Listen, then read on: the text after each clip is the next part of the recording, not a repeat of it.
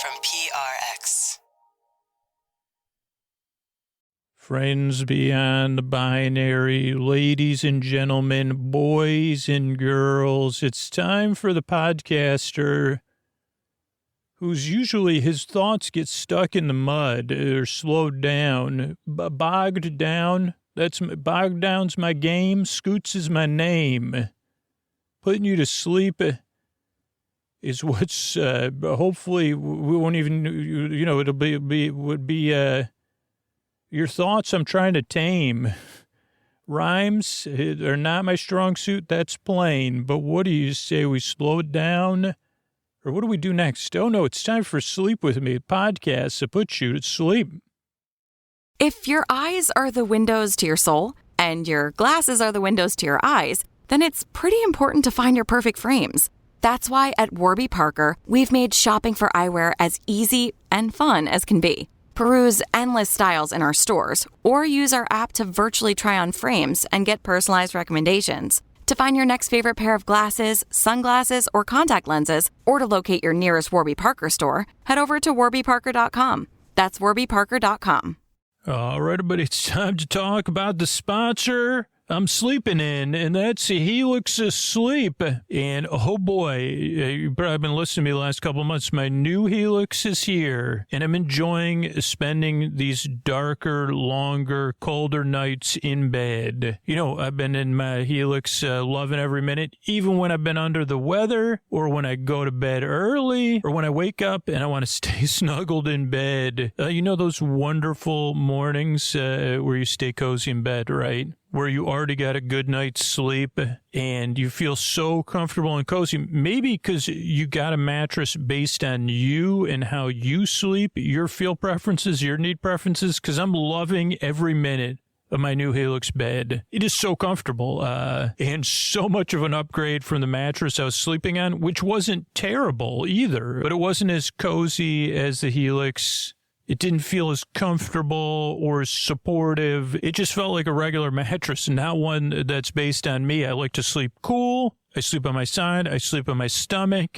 And I've developed a fondness for something a little bit firmer. And all I needed to do is go to helixsleep.com/sleep and take the Helix quiz. And I got matched with the Helix that fits my preferences, my sleep needs. It makes buying a mattress so easy. And my Helix came straight to my door, shipped free of charge. There's a 100-night sleep trial and a limited lifetime warranty. Go to helixsleep.com/sleep for 27% off site-wide during their New Year's sale. This offer is exclusive for listeners of Sleep With Me. That's helixsleep.com/sleep for this exclusive New Year's sale offer. 27% off site-wide. Make sure you enter our show name after checkout so they know we sent you. helixsleep.com/sleep. Thanks, everybody. Hey, everybody, Scoots here. Hi, I'm Drew Scooter. Welcome to Sleep With Me if you're a new listener. I hope this podcast can help you out, keep you company and take your mind off stuff. It is a bit different. You'll hear me say that over and over again if you're new. You really are welcome here. Just give the show a few, give the shoe a few tries to see if it fits, or give the podcast a few listens and see if it fits. It does take a little while to get used to, because I'm not here. There's no pressure with the show to fall asleep. I'm here to keep you company and take your mind off of stuff and ease you into dreamland, to be a friend hanging out with you. But if you're new to the show or you're coming back and you feel new, check out our new listener guide at sleepwithmepodcast.com/new. It'll give you an idea of the styles of shows we put out, the release schedule, and everything, because you really are welcome here. I really hope it can help you out, and we're doing our best this year to keep bringing comfort in the deep, dark night. Comfort and delight. But the delight is very low-key and almost just like the humor in the show. The delight and the low-key. Anyway, I do a lot of rambling, going off topic, but I'm so excited to try to help you out tonight. So welcome. And yeah, you can always check out the new listener guide at sleepwithmepodcast.com/new. Oh, Mystery Bard. A lot of people help out on the show. Who are they? Chris Posty Posterson, who sounds like an earful, wrote the theme song. Carl W. the Legend. Ashley, Kenny, Scotty, Jennifer. Eric and the team let us down.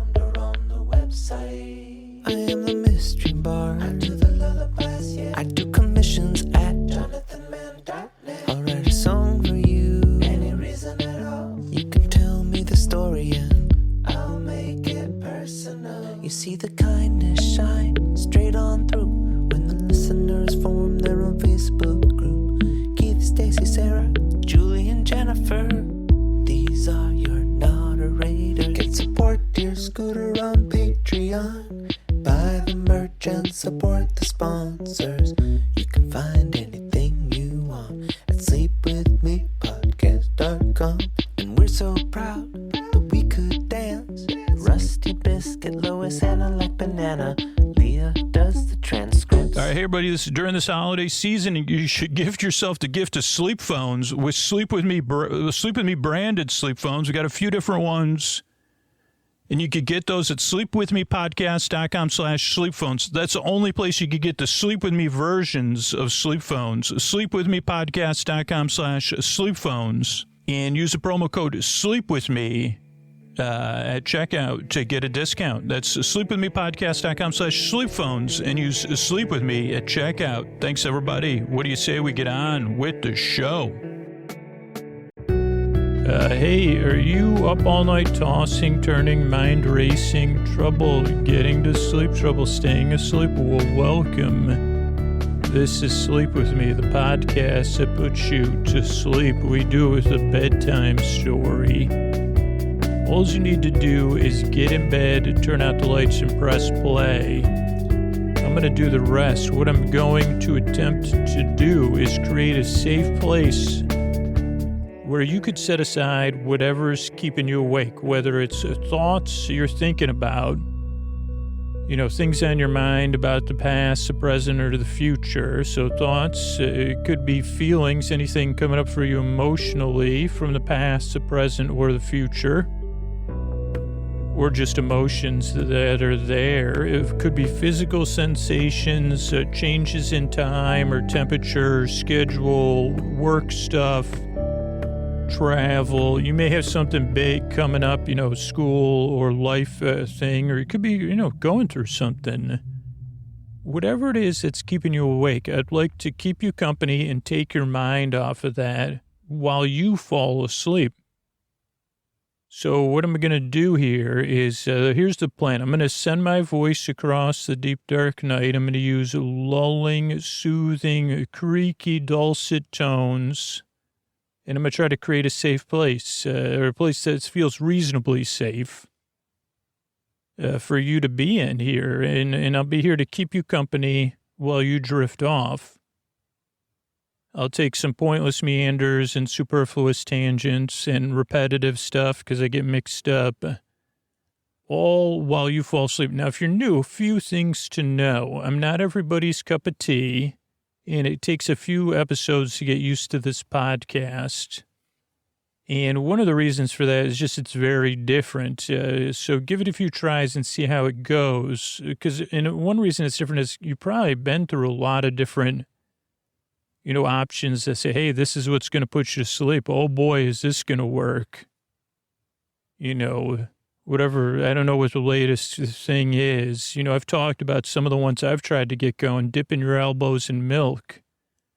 And I'm sure that was one point, other than when I've given it as advice, at one point in the history of milk and saucers and sleep solutions.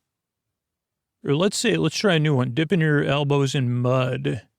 They say, oh, boy, what works for my abuela is dipping your elbows in mud. She says she keeps a pot of mud on a low simmer anytime I go to visit her because she knows that sometimes I have trouble drifting off. And I say, I'm sorry. Really? That sounds good. That does sound refreshing. Except especially if you're visiting someone's house. The only place I would dip my elbows in mud is someone else's house, because then I'd say, especially someone like a grandparental figure would be, because then I wouldn't have to worry. See, why is there so much dirt in the bed? Well, once it was elbow mud. I'm sorry. Oh, this also happened to me. Just this part. They said, you have elbow mud?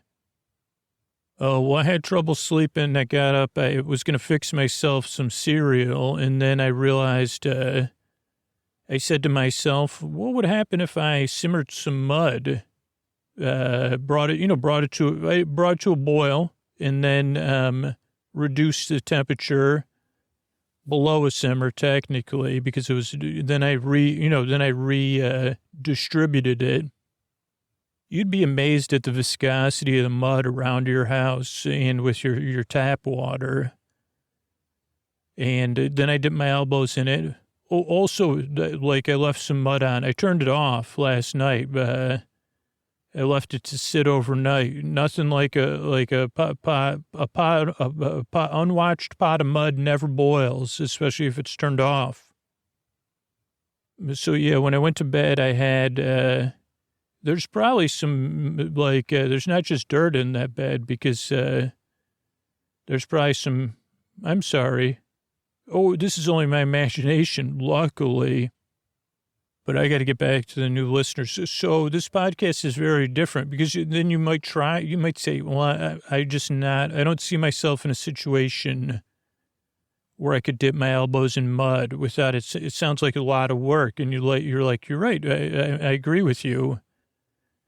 It was more work than I anticipated. It's easier to imagine dipping your elbows in mud than to actually do it. But, so you're right on that one. What else should I agree with you on? So if you're new, the podcast is a bit different. Give it a few tries. Here's a couple other things to know, though. One, this is a podcast you don't really listen to, clearly. I mean, you figured that out on your own. This is a podcast that only barely makes sense. So you just kind of listen, you kick back, you say, okay, okay, elbows in the mud, okay, wow, really, okay, well, sounds like an interesting idea. So you just kind of barely listen, just like if you're looking at the clouds, or if you when you're a kid and you're playing with mud, or an adult. I mean, that'll be one of my new, I think I already created that place, I don't know what we'd call it. Like so many places with mud. I think mud's been used too pejoratively about destinations. So I'd want to call it Mudville, but I'm like, well, people probably made fun of someplace, or we called it Mudville. So I don't want to use that term. Maybe we just call it Mud's place. And we'd have a, animatronic character. Probably a bucket, because it would say, you make mud pies inside me, prepare. Every visitor gets their own big bucket for filling up with mud. Because when you're playing with mud, it's just kind of passive. I mean, there's some basic stirring and forming. You know what I mean? So that's kind of how you listen to the show. Just like if you're making a mud pie, I'm sure there are people that have made well-structured mud pies, but for the most of the time, you're just making a mud patty. And that's about it. Compared to other podcasts, you say, well, that podcast is like a bouillabaisse. Oh, boy, is that well. And they say, and Scoots is more like some sort of patty, word patty. It's a bunch of words. You smush them glob together. There's a binder in there, but the binder is whatever's going on in Scoots' brain. So this is a podcast you don't really listen to. Also does not really put you to sleep. I'm here to keep you company while you fall asleep, which is a bit different. So that's why the shows are over an hour, to give you plenty of time to drift off. And if you can't sleep, I'm going to be here to the very end. Because there is a small percentage of listeners who just can't sleep. So I'm here to keep you barely entertained hour after hour after hour if you need it. So those are two things you need to know. A couple other things for new listeners is the structure of the show is also very different. And this can get a strong reaction.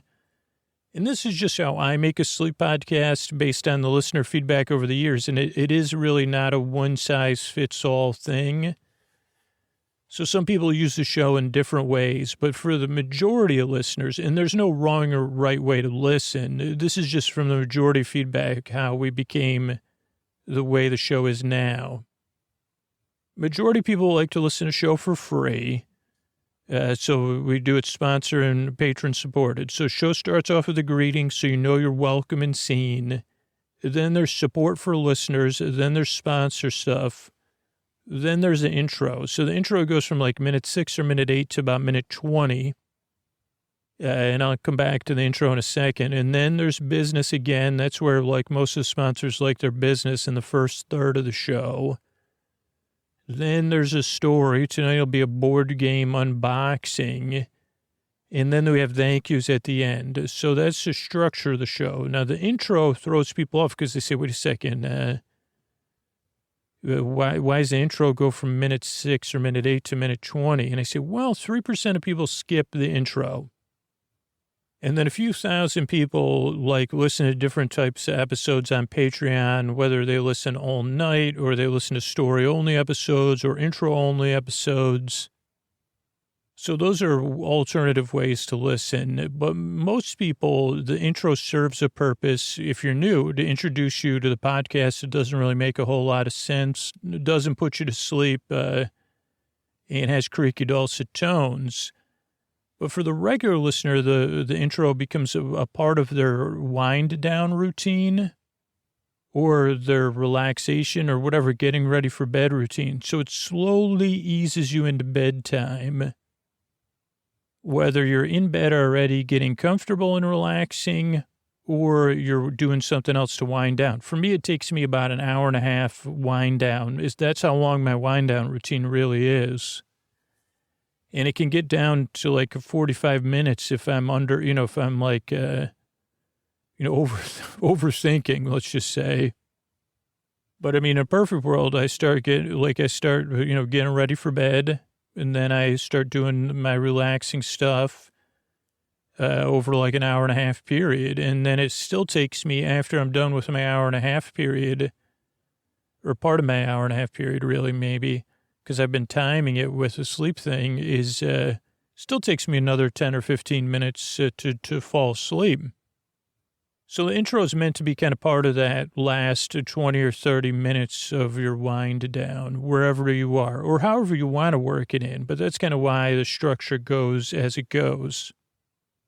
But give it a few tries, because you might be one of those 3% of people that like to skip ahead, or maybe you want to become a patron, or maybe you say, well, like a lot of people, I'm just fine the way it is. I take my sleep with me straight as it comes. And they say, well, like with 1,000 meanders? Exactly.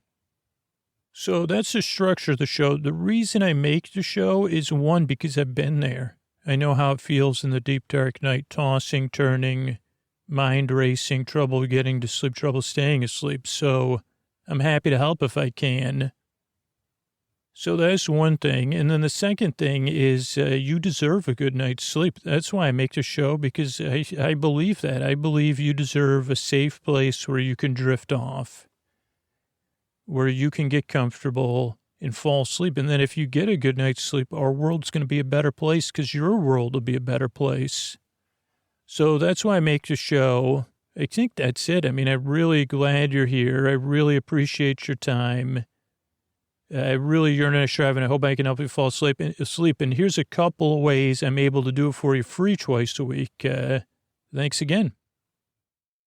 All right, everybody, it's time to talk about tonight's sponsor, ZocDoc. And I can relate to this, because finding a doctor who gets you can really feel like discovering a diamond in the rough. Yeah, if you're like me, you want this is 2026 Scoots. I'm trying to find somebody in network, nearby, open appointments. But that's just the beginning. That's the old tip of the old diamond iceberg, because I want someone who listens to me. Maybe they have a sense of humor, right? Maybe they make me feel really comfortable and at home. Maybe they have lollipops for grown-ups. And the thing I'm so happy about our partnership with ZocDoc is that I know my diamond in the rough doctor exists, and I'm going to find them on ZocDoc. ZocDoc is a free app and website that helps you find and book high-quality in-network doctors so you can find someone you love. We're talking about booking in-network appointments with over 150,000 providers doctors across all 50 states. Whether you're looking for dermatology, dentistry, primary care, eye care, or one of the other 200-plus specialties offered on ZocDoc, you can easily search by specialty or symptom to build the care team that's right for you. And here's the thing, when you're hearing this spot, I'm going to have new insurance, I live in a new place, and I'm going to be searching ZocDoc to find my diamond in the rough. I'm going to be reading those verified patient reviews so I can get a real sense of who I'm going to be meeting with. I'm going to be finding their open appointments and then booking them. So that's how I'm thinking about using ZocDoc. Maybe it's time you checked out ZocDoc too. Stop putting off those doctor's appointments and go to ZocDoc.com/sleep to find and instantly book a doctor you love today. That's ZocDoc.com/sleep. ZocDoc.com/sleep. Thanks, ZocDoc, for sponsoring this message. Friends beyond the binary, ladies and gentlemen, boys and girls, this is the second time you get to hear me say that. Welcome, because this episode is constructed from an intro from the past and our Read With Me episodes here. It's a Frankie and Victor episode with our friend Frank and his, so I'm reading from the book Victor and Frankie, also known as a famous Mary Shelley novel. And this is a little bit different than episodes we've done with Sleep With Me, but we tested this out on Sleep With Me Plus. It was so popular, we wanted to bring it to everyone.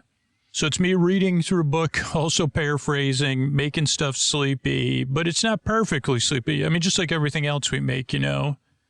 It exists within this world, but it's pretty chill. So I hope you enjoy it. And without further ado, more of Victor and Frankie. Thanks, everybody. Chapter 19. London was our present point of rest. We determined to remain several months in this wonderful and celebrated city. Clerval desired the intercourse of the men of genius and talent who flourished at this time. But this with me was a secondary object. I was principally occupied with the means of obtaining the information necessary for the completion of my promise, and quickly availed myself of the letters of introduction that I had brought with me, addressed to the most distinguished natural philosophers. If this journey had taken place during my days of study and happiness, don't you remember? Do you remember me narrating all those days? Who was happier, me or Frankie? Maybe I'm remembering my happiness in a different way. But I did have those days of happiness during my study, and if it was like that, mere chapters ago, it would have afforded me inexpressible pleasure. But a blight had come over my existence, and I only visited these people for the sake of information they might give me on the subject in which my interest was so terribly profound. Company was irksome to me. When alone, I could fill my mind with the sights of heaven and earth. The voice of Henry soothed me, and I could thus bring myself into a transitory peace. But busy, uninteresting, joyous faces brought back despair to my heart. I saw an insurmountable barrier placed between me and my fellow people. The barrier was sealed with leaves and rainbow bridges, William, Justine, compost, and those things reflected on the events connected with those names, compost and leaves, leaf-based beings. But in Clerval, I saw an image of my former self. He was inquisitive and anxious to gain experience and instruction. Just like me, he worked so well with those professors. He was willing to learn and open to learning. He was malleable. He was teachable, just like I was. Now, the difference of manners which he observed was to him an inexhaustible source of instruction and amusement. He was also pursuing an object he long had in view. His design was to visit India, in the belief that he had in his knowledge of its various languages and in the views he had taken of its society. And he thought he could be of service there. In Britain, he could only be in Britain, you know. He was forever busy. And the only check to his enjoyments was my sorrowful and dejected mind. I mean, I tried to conceal this from him as much as possible, only sighing loudly and groaning and telling, just stating to him aloud on a regular basis, there's nothing you can do, Clerval, to distract me or ease my woes. You could never understand them. And, I'm not here to debar you, Clerval, from the pleasures natural to one who is entering a new scene of life. To me, all may be bleak, but for you, undisturbed by any care or bitter recollection, it's different. And it also said, often he'd get ready to go out, and I'd say, oh, no, don't worry about me. Don't pay me any mind. I cannot accompany you. I have an engagement, Clerval. I'm only in my dressing gowns right now, but really I wanted to be alone. Now, I also began to collect the materials necessary for my new creation. The more leaves and compostable material, the better. But it was kind of like unpleasant, like almost like gathering single drops of water, like by letting them fall on your head. Each leaf I picked up, it was anguish. Every word I spoke to another in allusion to it caused my lips to quiver and my heart to beat and flutter. And after some months in London, a letter came in from a person in Scotland who had formerly been our visitor in Geneva. He mentioned the beauties of his country and asked us if there were not sufficient allurements to induce us to prolong our journey as far north as Perth, where he resided. Clerval, of course, eagerly desired to accept the invitation. And I, though I abhorred these things, I did wish to view those mountains and streams and all those and plus plenty of leaves, but the wondrous works of nature where she adorns her chosen dwelling places. And, plenty of compost in the woods. We had arrived in England in the beginning of October, but now it's February. We accordingly determined to commence our journey towards the north at the expiration of another month. In this expedition, we did not intend to follow the great road to Edinburgh, but to visit Windsor, Oxford, Matlock, and the Cumberland Lakes, resolving to arrive at the completion of this tour about the end of July. So we were taking our sweet, sweet time. I packed up my instruments and the materials I'd collected thus far, and I said, Clerval, you're going to need to carry this, right? And I resolved to finish my labors in some obscure nook in the northern highlands of Scotland. We quitted London on the 27th of March and remained a few days at Windsor, rambling in its beautiful forest. This was a new scene to us mountaineers, the majestic oaks, the quality of game, and the herds of stately deer. They were all novelties to us. From thence we proceeded to Oxford. As we entered the city, our minds were filled with the remembrance of the events that had been transacted there more than a century and a half before. It was here that Charles I had collected his forces. The city had remained faithful to him, and after the whole nation had forsaken his cause to join the standard of Parliament and liberty. Oh, liberty. Oh, the memory of that unfortunate king and his companions, everybody, it gave a peculiar interest to every part of the city which they might be supposed to have inhabited.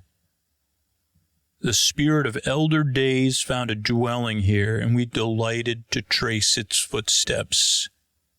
If these feelings had not found an imaginary gratification, the appearance of the city had yet in itself a sufficient beauty to obtain our admiration.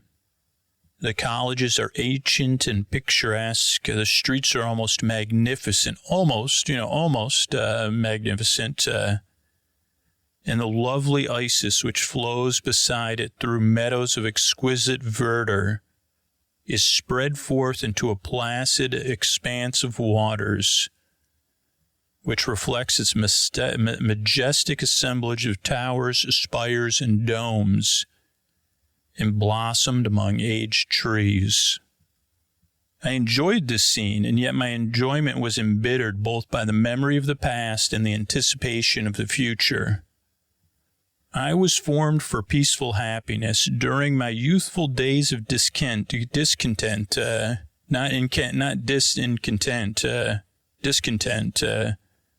but when I was a youth, I was never discontentful, right? You've been listening to my story thus far.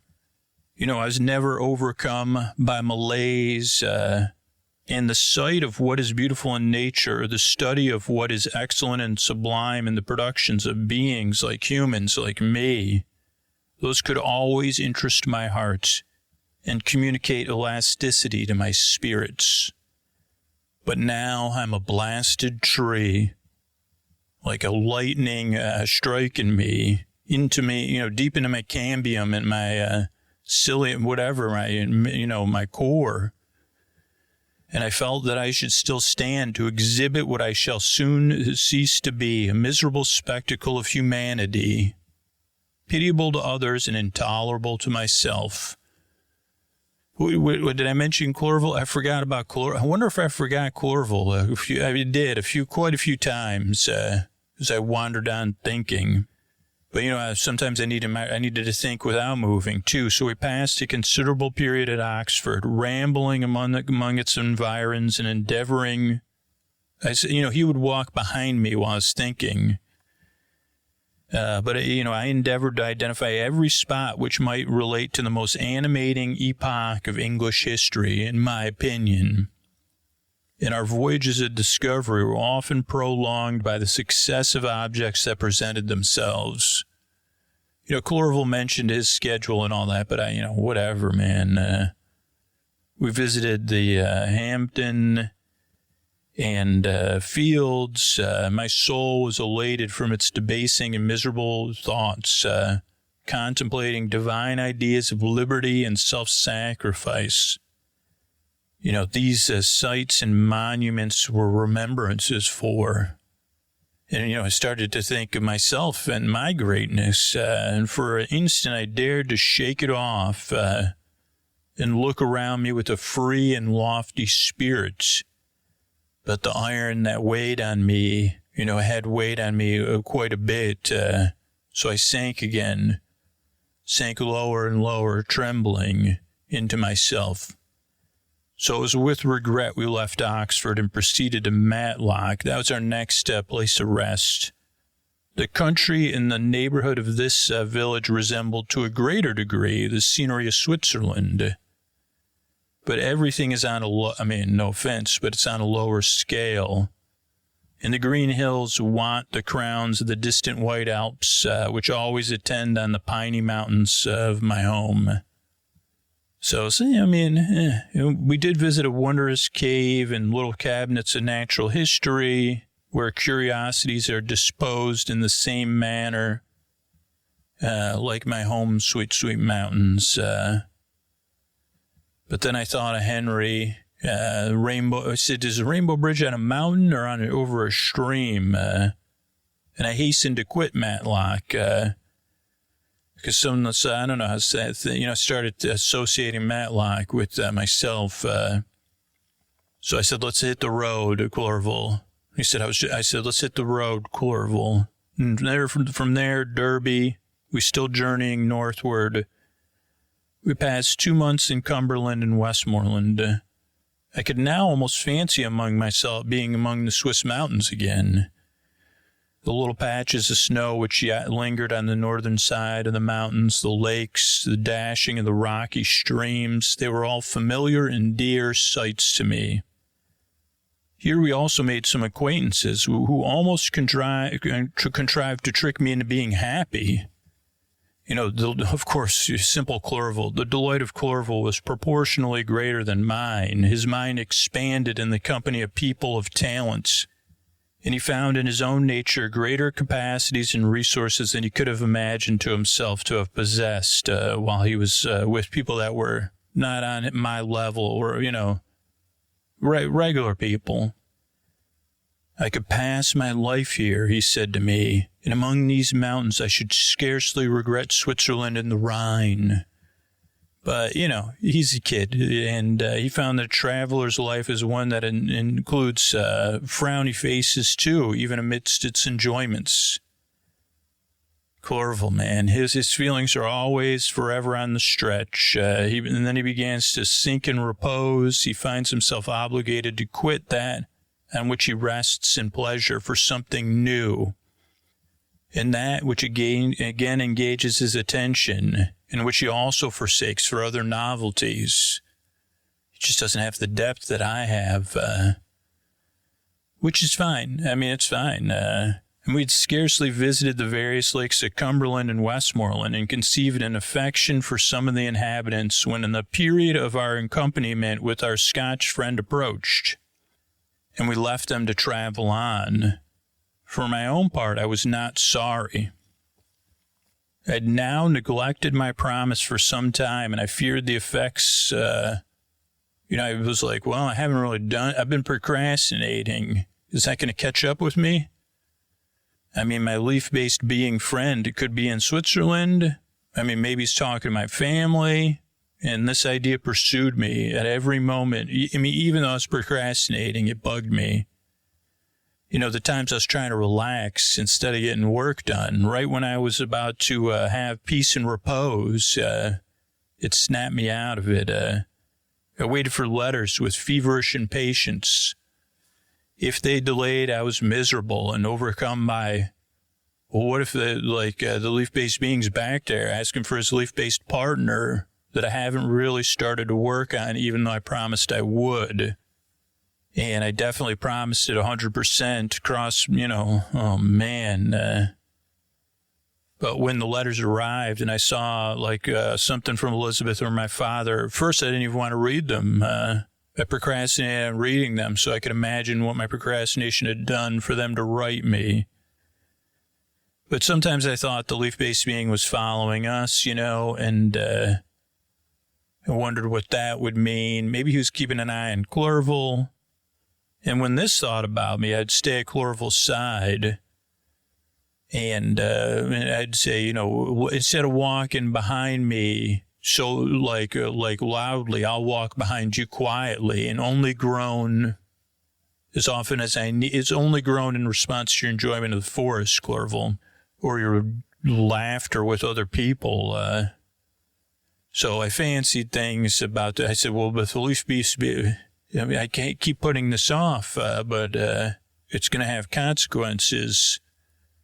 But I focused on the leaf-based being, not on myself. See, the thing is, I was guiltless. Maybe I promised, maybe I procrastinated, maybe I created a leaf-based being.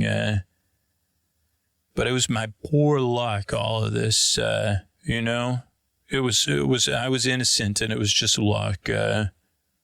So by the time we got to Edinburgh, I had languid eyes and mind. And yet the city might have interested the most unfortunate being. Clerval did not like it as much as Oxford, for the antiquity of the latter city was more pleasing to him. But the beauty and the regularity of the new town of Edinburgh, its romantic castle and environs, it was delightful. Sir Arthur's Seat, Sir Bernard's Well, the Pentland Hills. They compensated him for the change and filled him with cheerfulness and admiration. But even though I had caused us a lot of delays, I was really impatient to get to the end of our journey. So we left Edinburgh in a week, passing through St. Andrews, along the banks of the Tay, to Perth, where our friend expected us. But here's the thing, I was in no mood to laugh and talk with strangers or enter into their feelings or their plans or have good humor or behave as a good guest or even as an expected guest. And accordingly, I told this to Clerval, I was going to make a tour of Scotland alone. And I said, why don't we rendezvous? I'm going to be gone a month or two, but do not interfere with me, Clerval. I entreat you, leave me to my peace and solitude for just a short time.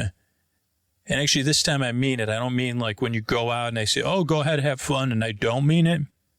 I mean, this time, like, just in case the leaf-based being's following us, maybe he'll follow you. And I mean, but I'll return. And I hope when I do, I'll have lighter hearts and be more congenial to your good temper. And Henry wished to dissuade me, but seeing me bent on this plan, he ceased to remonstrate. He entreated me to write often. Like I do with my family, of course. I was a great writer of letters. I was always courteous and prompt. I'd rather be with you, he said, in your solitary rambles than with these people who I do not know. Hasten then, my dear friend, to return, that I may again feel myself somewhat at home, which I cannot do in your absence. Having parted from my friend, I determined to visit the remote spot of Scotland and finish my work in solitude. I did not doubt that the leaf-based being was with me and would discover himself to me when I should finish, and that he might receive his new companion. With this resolution, I traversed the northern highlands and fixed on one of the remotest of the Orkneys as the scene of my labors.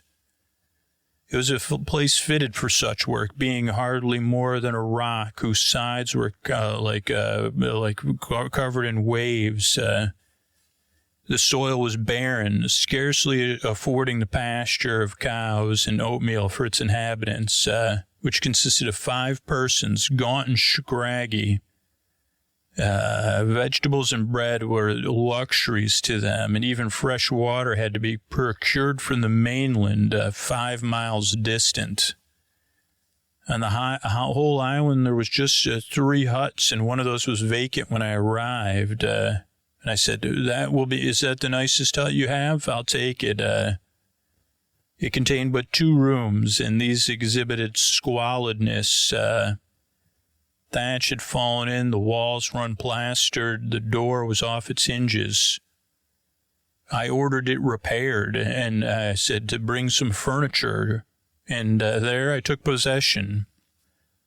And this was something that would have doubtless occasioned some surprise, and had not all the senses of the cottagers been surprised by their own downness. As it was, I lived ungazed, and nobody bugged me, hardly thanked for the pittance of food and clothes which I gave. But, they had the coarsest of sensations, these people. In this retreat, I devoted the morning to labor, but in the evening, when the weather permitted, I walked on the stony beach of the sea to listen to the waves as they roared and dashed at my feet. It was a monotonous yet ever-changing scene. I thought of Switzerland. It was far different from this desolate and appalling landscape. Its hills are covered with vines, and its cottages scattered thickly in the plains. Its fair lakes reflect a blue and gentle sky, and when troubled by the winds, their tumult is but as the play of a lively infant when compared to the roarings of a giant ocean. In this manner I distributed my occupations when I first arrived, but as I proceeded in my labor, it became every day more irksome to me.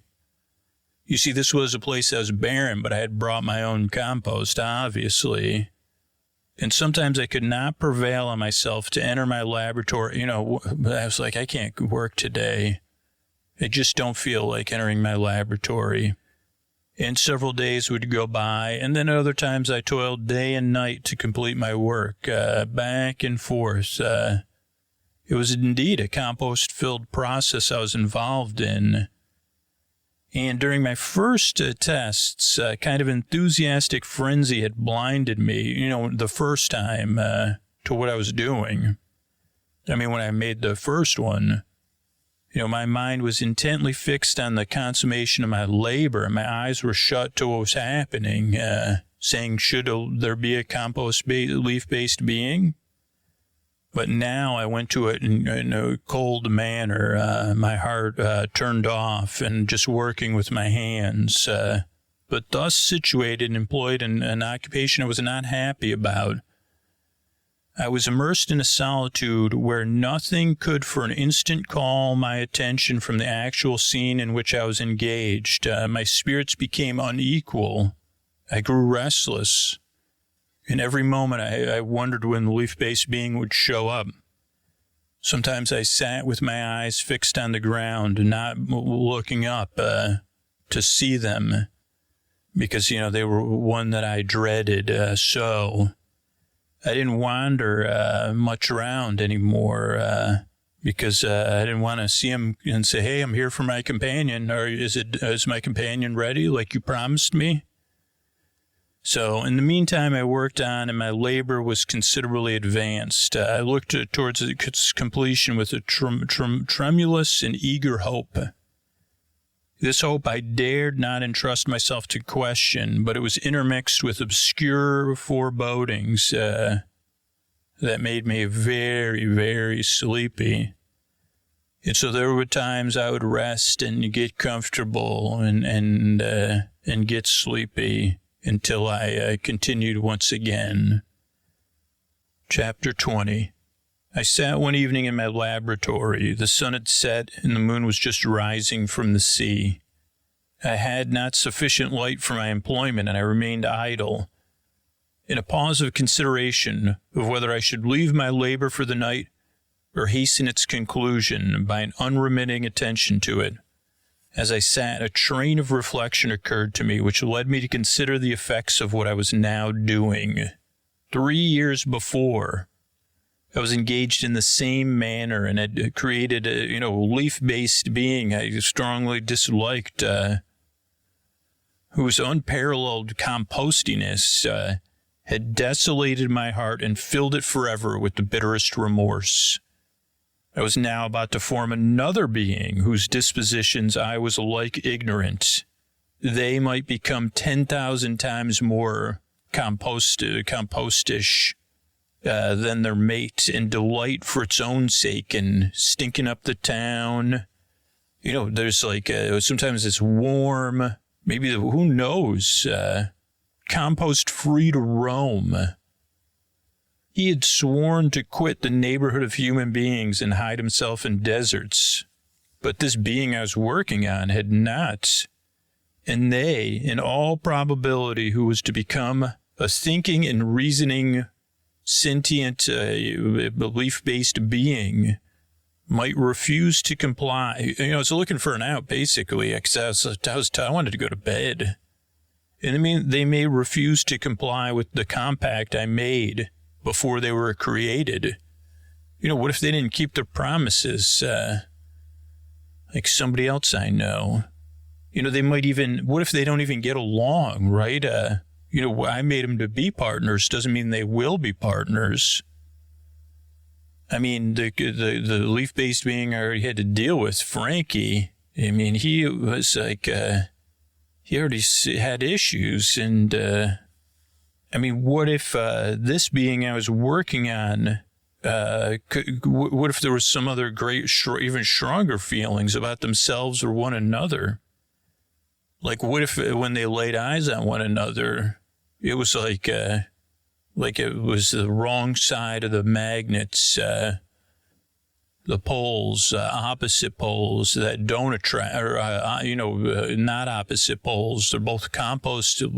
Who's to say two leaf-based beings would attract one another just because I was told that by a leaf-based being, that that's what they wanted as a mate, and that's what I'd promised to do.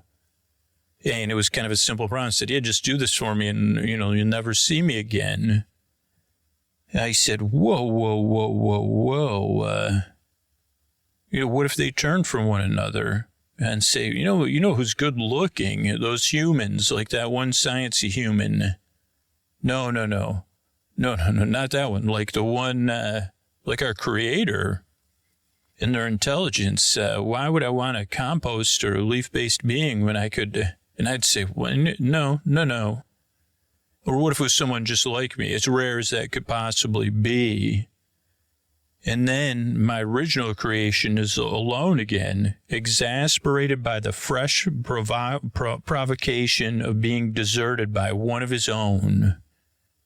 And even if they were to leave Europe and live in the deserts of another world, yet one of the first results of those sympathies, would be hanging out with people. Like, oh, and what if my creations, I was so good at creating stuff that they could then create themselves, like a leaf-based version of a stork made of compost, if you will. And then the earth may be propagated with, because wait a second, you're supposed to be composting, not running around town. I mean, this was precarious position that this leaf-based being had placed me in. Had I right for my own benefit to do this for generation after generation for generation? I'd been moved before by the sophisms of the being I'd created, and I had been struck senseless by him. I wasn't thinking straight when I made that promise. But now, for the first time, the frowniness of my promise burst upon me, and I shuddered to think of future ages who might say, it was that Victor that did all this.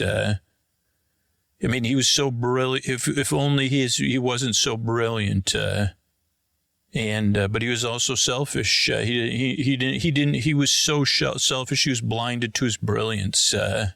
If only he had been more short-sighted and less humble. If only he had known the gravity of his genius, and he had hesitated to buy, instead of buying his own peace at the price perhaps of the existence of the whole world. I trembled. My heart was down when, on looking up, I saw by the light of the moon, you know who, right at the window casement. A grin was on his lips, his leafy lips, as he gazed upon me, where I sat fulfilling the task which he had allotted to me. Yep, he had followed me in my travels. He had loitered in forests, hidden caves, taken refuge in wide and desert heaths. And now he had come to mark my progress and claim the fulfillment of my promise. As I looked upon him, his countenance expressed something, I don't know, that I strongly disliked. I thought with a sensation, I couldn't believe I was creating another like him. And then I overcame, and I started to tear the leaves up right in front of him. Leaf by leaf, all the work on which I was engaged. He saw me, and this was a being on whose future existence he depended for happiness. And he howled and withdrew. I left the room and locked my door and made a solemn vow never to resume my labors. And then, with slow steps, I sought my own apartment. I was alone, no one near me to dissipate the gloom and relieve me from my reveries that were not nice. Several hours passed, and I remained near my window, gazing on the sea. It was almost motionless, for the winds were hushed, and all the nature reposed under the eye of a quiet moon.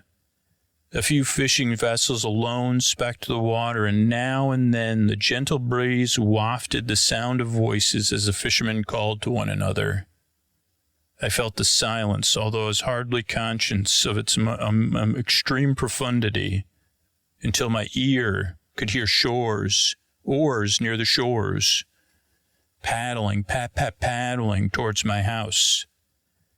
In a few minutes, I heard the creaking of my door as if someone was coming in to say hello, and I wondered, but I didn't get up, and I felt a presentiment of who it was, and I wished to rouse the peasants in the village. but I was overcome by a sensation to stay in bed and avoid it. So often, you have that sensation in dreams when you in vain endeavor to fly from a situation. I was rooted to the spot. Presently, I heard the sounds of footsteps along the passage, and the door opened. And there he was, my leaf-based non-buddy, appearing in my doorway. Shutting the door, he approached me and said to me, in kind of a smothered voice, "You've ruined the work which you began. What is it that you intend? Do you dare to break your promise? I have endured toil and misery. I left Switzerland with you. I crept along the shores of the Rhine, among its willow islands and over the summits of its hills. I have dwelt many months in the heaths of England and among the deserts of Scotland. I have endured incalculable fatigue and cold and hunger, and you're going to destroy my dreams?" And I said to him, "Begone. I do break my promise. Never will I create another like yourself, equal and leafy and composty." He got upset. He said, I before reasoned with you, but you have proved yourself unworthy of my condescension. Remember that I have power. You believe yourself miserable. But, oh boy, can compost make your life wretched if I need to? And if I choose that, even the light of day would be distasteful to you. You are my creator. But I am the one giving out the orders, so you must obey. The hour of my irresolution is past, and the period of your power is arrived. I said to him, "You can't move me to do anything I don't want to do." In fact, they confirm me in a determination of not creating you a companion. Shall I, in cool temperatures, set loose on earth another composty being whose delight is, I don't know, whatever you call it? You're years from being fossil fuels or loamy soil, and it's unnatural. You should be loamy soil or on your way to being it, not walking around. I believe in the now that it's affected me. I believe in the natural order of things, the circle of life, as has been sung. Circle of life has no room for walking compost that's sentient, so be gone. I am firm, and your words will only exasperate me. My leaf-based frenemy now saw my determination and gnashed his leafy mouth together.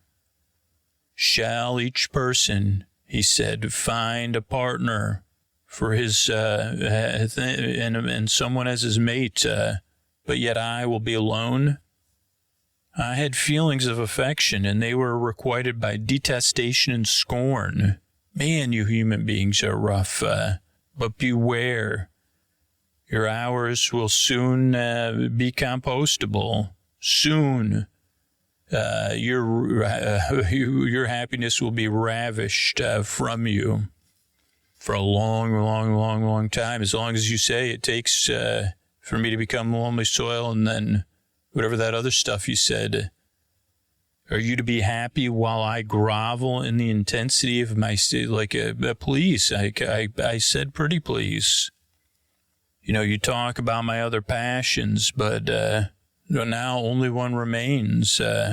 Henceforth dearer than light or food is making you understand how it feels to be me, right? I don't want, when you see the sun, I want you to say, "Oh, no," I guess you already do that. But I'm really I want you to feel like what it feels like to be compost. And the thing is, I'm fearless and powerful. I will watch and I'll be patient, really patient. I have the ability, and you'll repent, dear Victor. And I said, "Composty, cease and do not fill my air with your composty breath and the sounds of your voice. I have declared my resolution to you, and I am no coward to bend beneath words. I mean, in the past, most of the time, but tonight, oh no. When I retract a promise made, I'm irresolute, so leave me. I am inexorable. It is well I go, but remember, I shall be with you. Soon, later, and soon again.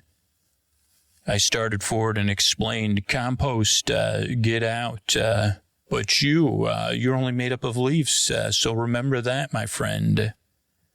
And I would have grabbed him and spread his leaves about the ground, but he eluded me and quitted the house with precipitation. In a few minutes, I saw him in his boat, which went right across the waters with swiftness, and was soon lost amidst the waves. All again was silent, but his words rang in my ears.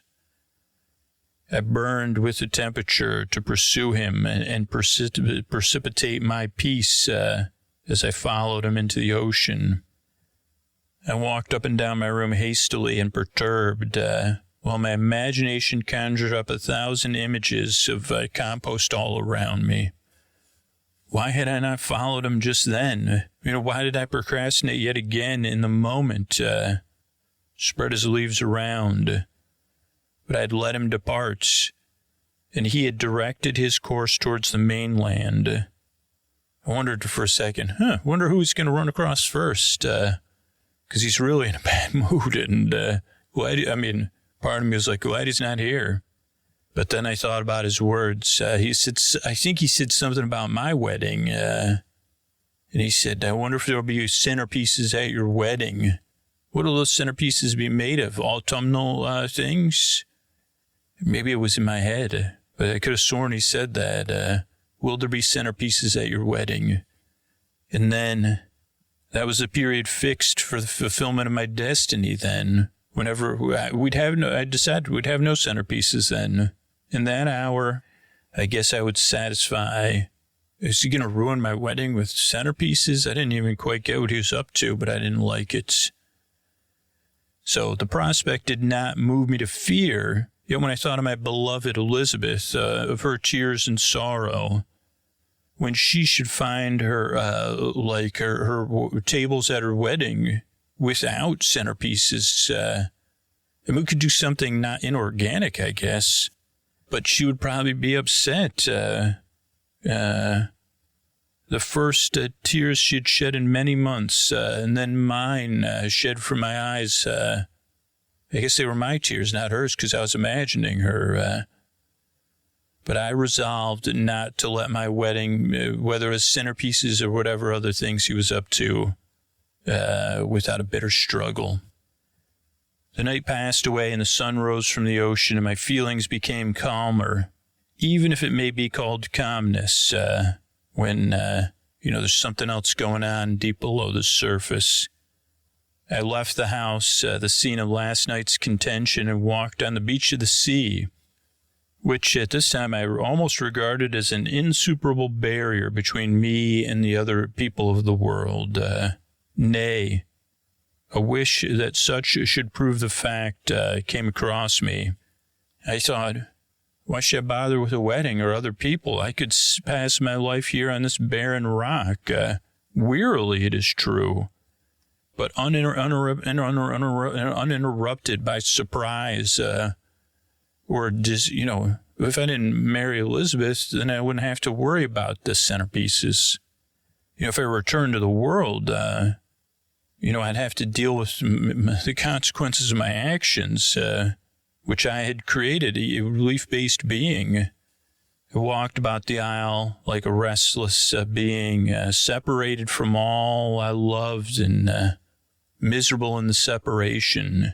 When it became noon and the sun rose higher, I lay down on the grass and was overpowered by a deep sleep. I had been awake the whole of the preceding night, and I was up, I was on the edge. My eyes were inflamed by watching and misery. The sleep into which I now sank refreshed me, and when I awoke, I again felt as if I belonged to human beings. I felt human once again, and I began to reflect upon what had passed with greater composure. Yet still the words of the leaf-based being rang in my ears and appeared in my dreams like a distinct and oppressive reality. The sun had far descended, and I still sat on the shore, satisfying my appetite, which had become ravenous. I had an oat cake, and I saw a fishing boat land close to me, and one of the men brought me a packet. It contained letters from Geneva, one from Clerval, entreating me to join him. He said he was wearing away his time fruitlessly where he was, and that the letters from the friends he had formed in London desired his return to complete the negotiation they had entered into for his next job. He could not delay any longer his departure, but as his journey to London might be followed even sooner than he now conjectured by a longer voyage, he entreated me to bestow as much of my society on him as I could spare. He besought me, therefore, to leave my solitary isle and meet him at Perth, that we might proceed southwards together. The letter, in a degree, recalled me to life, and I determined to quit my island at the expiration of 2 days, more or less.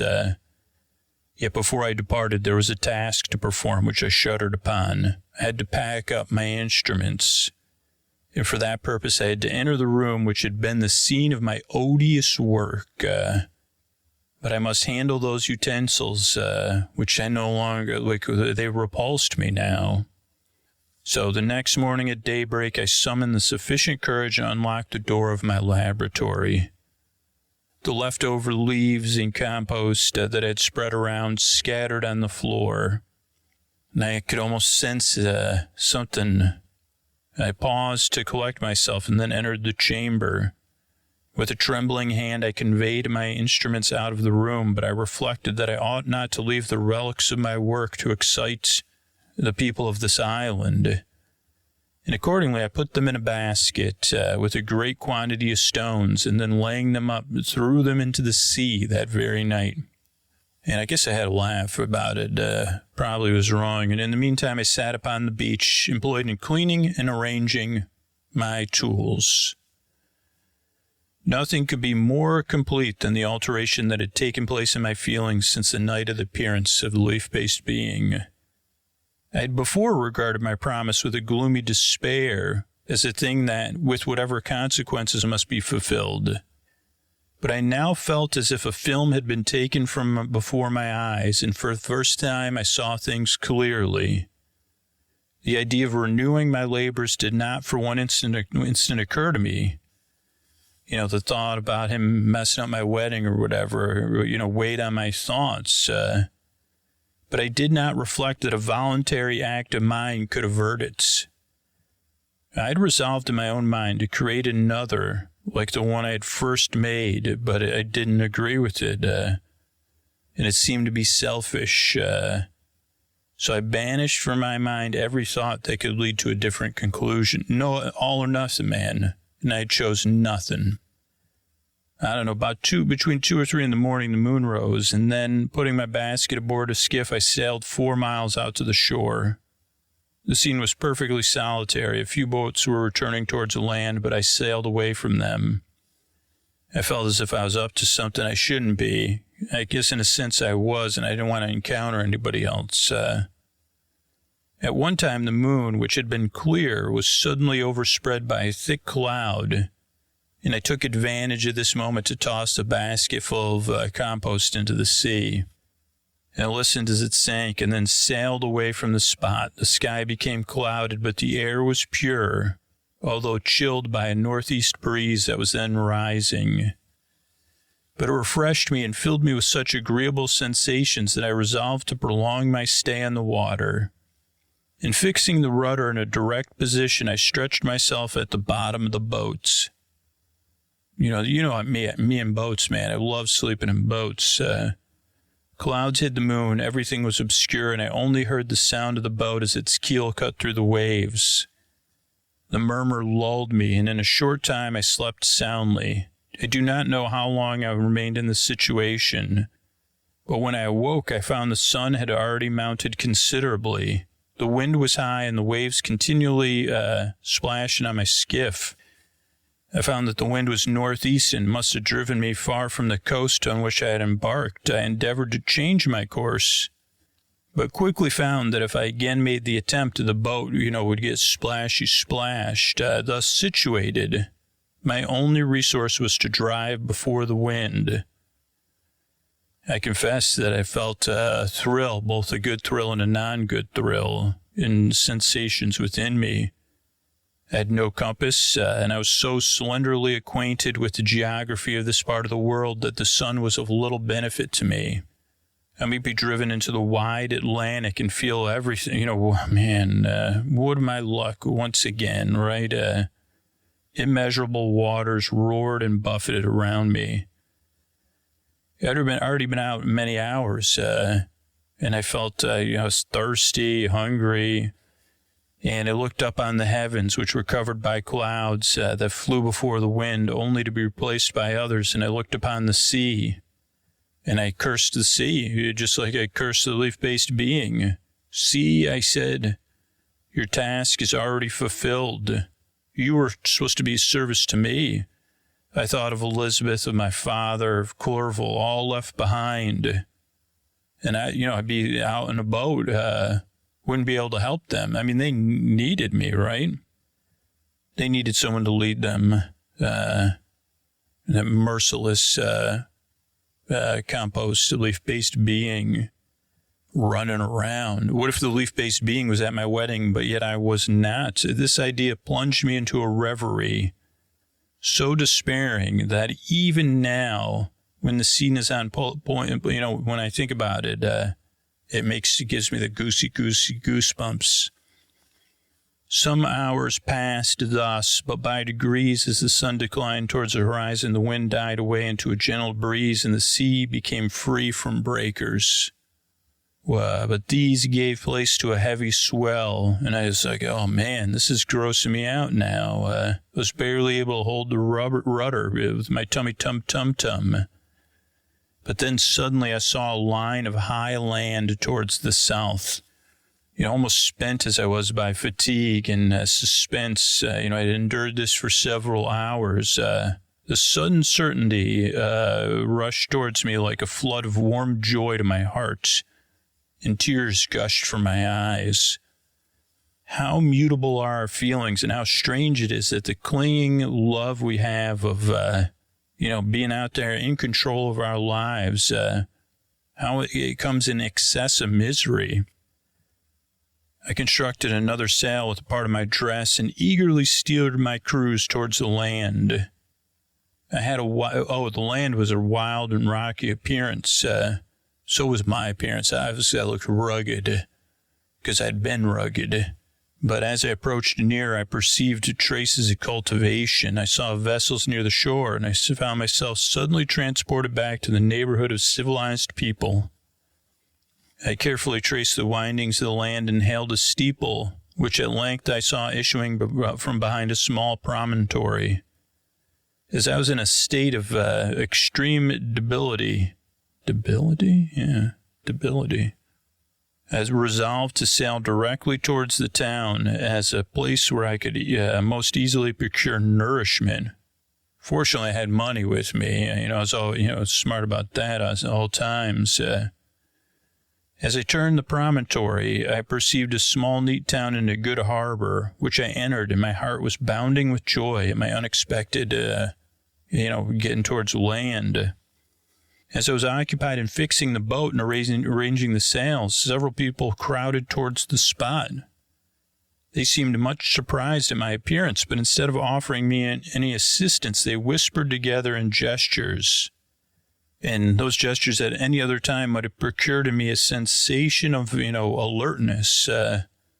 As it was, I merely remarked that they spoke English, and I therefore addressed them in that language. My good friends, said I, will you be so kind as to tell me the name of this town and inform me where I am? You will know soon enough, replied a man with a hoarse voice.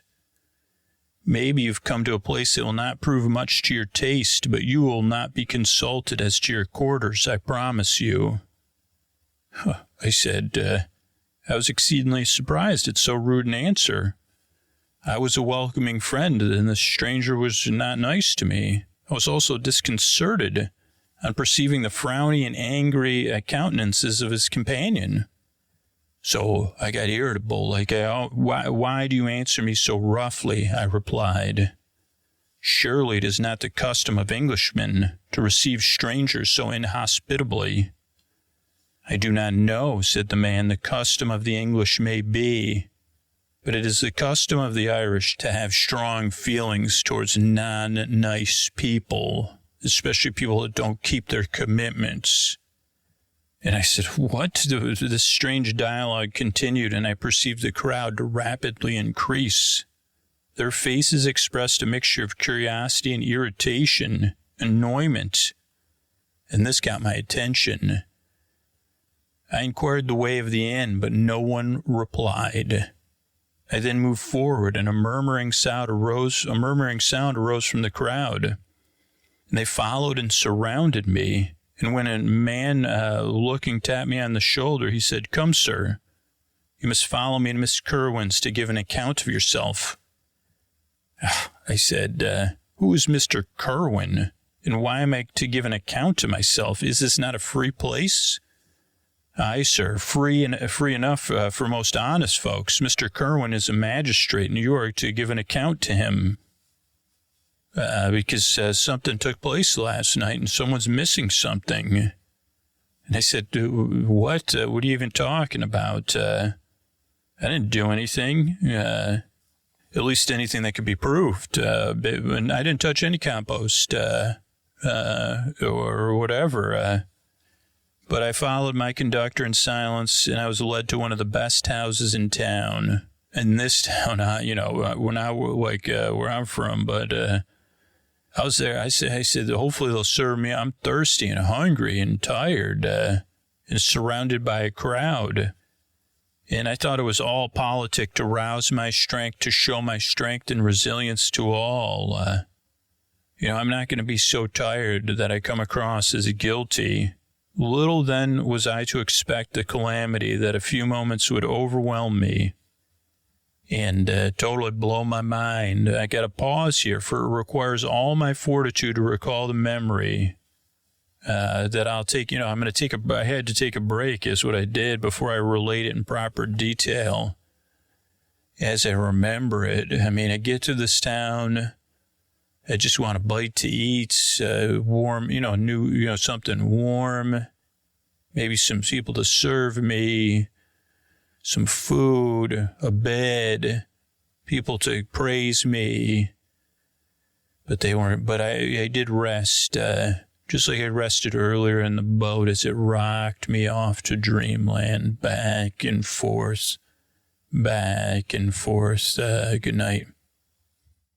Hey, everybody, this is Scoots. This is a message that is for Sleep With Me Plus supporters. But so if you're here, you may be hearing this and you don't support the show, you could support it right now. By the end of the year, you'll get access to tons of great things, and you'll save 20% off your first 3 months. But I just want to make sure that I'm getting this out there everywhere for the people that support the show, that know how powerful it is supporting the show back, and how powerful it's going to be next year, making that choice to support the podcast that puts you to sleep. And I know, first, I recommend listening to the Sleep With Me Plus feeds versus this ad-supported feed. So get that set up. Make sure to go to sleepwithmepodcast.com/ what is it, new plus or plus new? Let me look it up. New plus to get your welcome guide if you're a new supporter on Sleep With Me Plus. If you're new to Sleep With Me and just happen to be listening to this, just go to sleepwithmepodcast.com/new, and you'll get the new listener guide and everything like that. And thank you so much. I could not do it without all you. Sleep well, and good night. Hey, everybody, this is Scoots, and thank you so much for supporting the show this year, being a part of the show. I wanted to cover a couple of things really quick in this audio message. One is we're working on a welcome packet for Sleep With Me Plus members. So if you have a chance to comment, you'll be getting a message about it in the community feature on Supercast. But I'd love to know what you wish was included in a welcome packet. just a general, like, 1 or 2 page overview or with a link to 1 or 2 videos as a welcome packet when you sign up for Sleep With Me Plus. And 2 is it's the end of the year here, and we're still running the sale up until today's the 30th, so I'll probably post this. So if you're hearing this, this is probably your last day. You get 12 months off, or 20% off 12 months if you upgrade from Boar Bud to Boar Friends or Boar Besties, or from Boar Friends to Boar Besties. You can do that using the link, or you could just log into your account, go to the upper right side to the circle icon, and go to manage your account and get 20% off. And let me look here at where we're at, because we had a goal here, and we weren't far off. We're 12 Boar Besties away from being 12 upgrades of people becoming Boar Besties, or new people becoming Boar Besties, from paying for a new concierge feed. And then we'll figure that out, because if you're a Boar Bestie, you already have a podcast full of only TNG and Trek episodes, and a podcast only full of Bake Off episodes, and we'll vote on that. And then Boar Friends, we're only 30 Boar Friends away from Boar Friends getting that all bake-off feed. So ideally, those 2 things will launch at the same time. So if you're a Boar Bud and you're thinking about checking out Boar Friends, you say, okay, not only do I get the all intros and the all-night episodes when I become a Boar Friend, but I'll get a feed with all the bake-off stuff organized too. 30 people do that. We'll be in great shape. And what I say, 12 people become Boar Besties.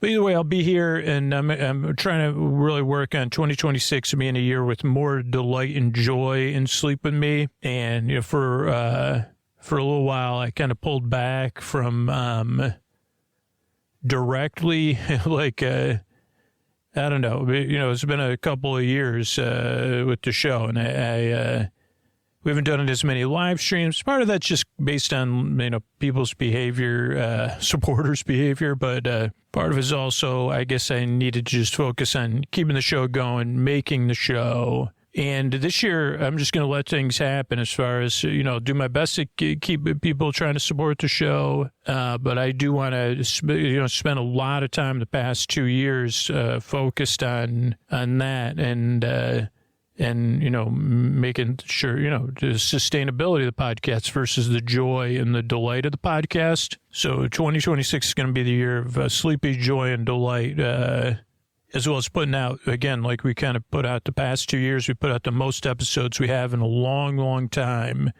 the most new episodes, the most variety of new episodes. So, yeah. And then also, let me know what you think about Last Christmas, because we have a lot of episodes recorded, and it's becoming its kind of own thing. Or if you haven't listened to it yet, because that was the second episode I recorded, and I have no idea. It's kind of hard because I'm recording it, but we probably have 3 or 4 more episodes recorded so we can put them out next year or the year after. But thanks so much. This show really wouldn't exist without people like you supporting it back. I can't tell you how grateful I am and how grateful other people are. I've been saying it on the show, and as we learn more and more about how people listen to the show, somebody does have to support the show for all the people that benefit from it. And you chose to support the podcast back. It might have been for the bonus content. It might have been for you. It might have been for other people. It might have been all of those things. It might have been because all the work that goes into the show. It might have been because the podcast enables you to do so many great things in your life, or you just like it, or it's just how you do things. But the result is that so many other people benefit other than you. Again, the podcast has crossed a couple thresholds or decision where it's like, I don't want to make this show just for the benefit of a small number of people that are willing to support it back. Though sometimes I get, strong feelings, and I say, man, but it's like by you supporting the show, a lot of other people benefit for whatever reason. They either can't support the show, they choose not to, or they're just not paying attention, or they're like, one day, or it doesn't really matter. I think apathy and the effectiveness of the show are really the 2 biggest challenges. But you got past those hurdles. So thank you. on behalf of me, the team of people that work on the show, we all love making this podcast, but also, I don't know, everybody else out there that benefits from the show. Thank you so much. The show would not exist without you, so thanks.